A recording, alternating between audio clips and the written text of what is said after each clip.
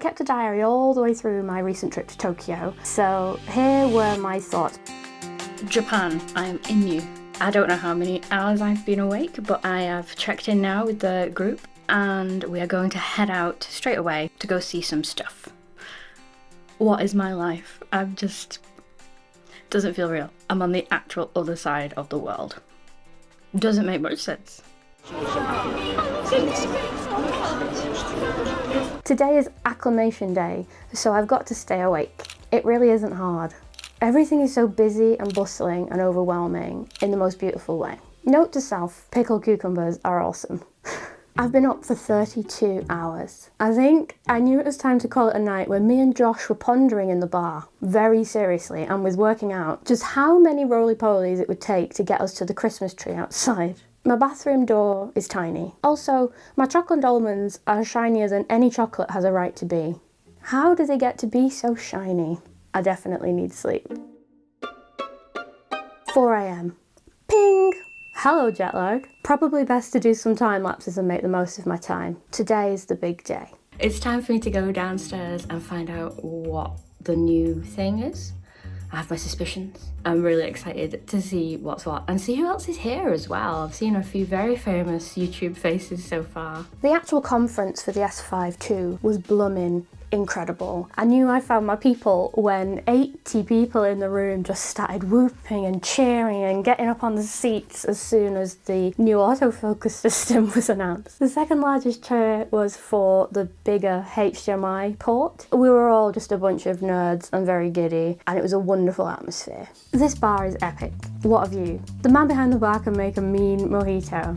I'm definitely stealing a bar mat for my collection. Yeah, I did. So this is the first time I've actually pointed the S5 Mark II at myself on this blindingly bright day. And we're out and about today to get some photos and video footage and to test all the interesting features.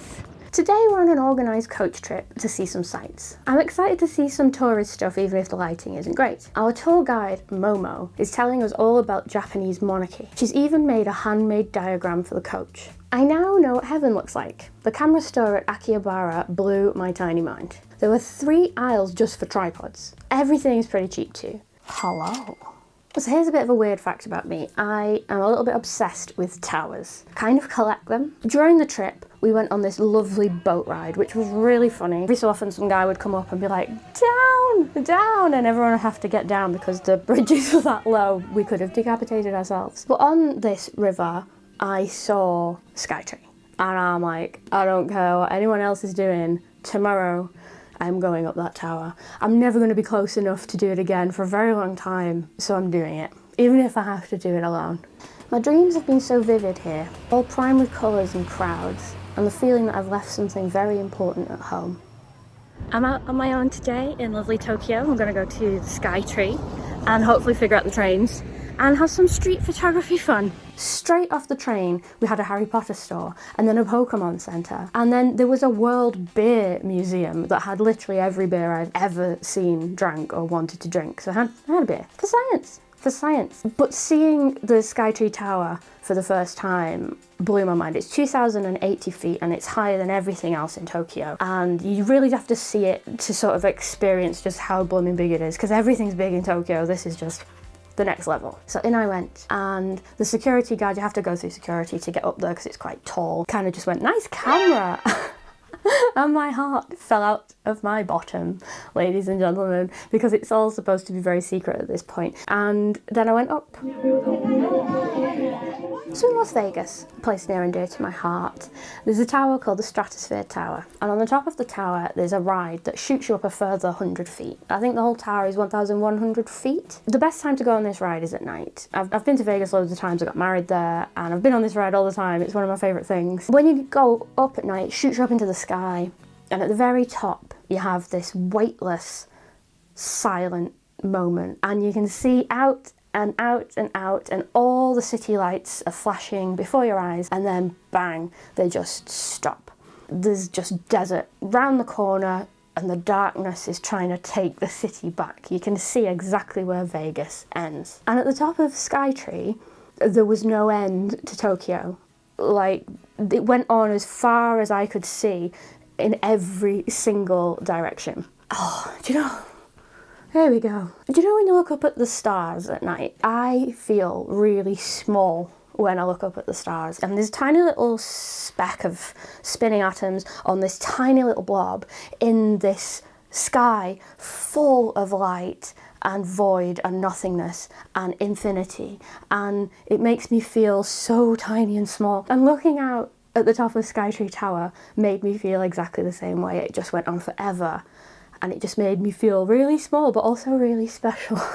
I just kept thinking, nothing but me and my camera and a lot of hard work and a little bit of luck has got me to the other side of the globe on top of this tower. And I just thought, wow, me of sort of 5 years ago would never believe it. I made this channel mostly because I enjoyed the pun, Microphone Nerds. It's called Micro Four Nerds, which, as far as I'm concerned, is the best pun ever. And I was so cripplingly shy. Like, you wouldn't think it with the way I am with a camera, but I can always delete this if it's crap.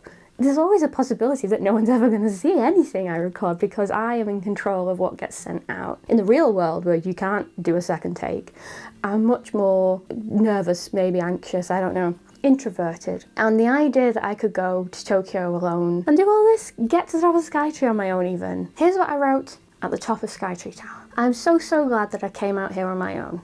I almost caved in and tagged along with the others this morning because I was afraid. I was afraid, but I did it anyway. So some storytellers amongst you may think, is the Skytree Tower journey the metaphor for paving your own path, overcoming adversity and reaching your goals? Maybe, maybe not. Because I think if that was the metaphor, then there is an end goal, isn't it?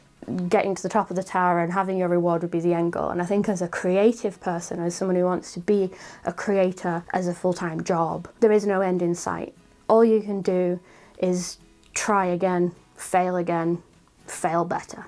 So I suppose I wanted to tell this little story to inspire you. Yes, you at the other side of this camera. You, right there. You, presumably a creative person with ideas and passion and goals. I just want you to know that your art is worthwhile and you are worthwhile and your voice matters. No matter how saturated you think whatever creative pursuit you have is, your voice can be unique and stand out. So just blummin' do it, is what I'm saying. If you have a passion or an art or something that you really want to pursue, just blummin' do it. Because, as I said to myself 5 years ago, what's the worst that could happen? I think committing to something 100%, even if you fail, especially if you fail, is what life and art is all about. And saying to yourself, what is the worst that could happen, is really empowering.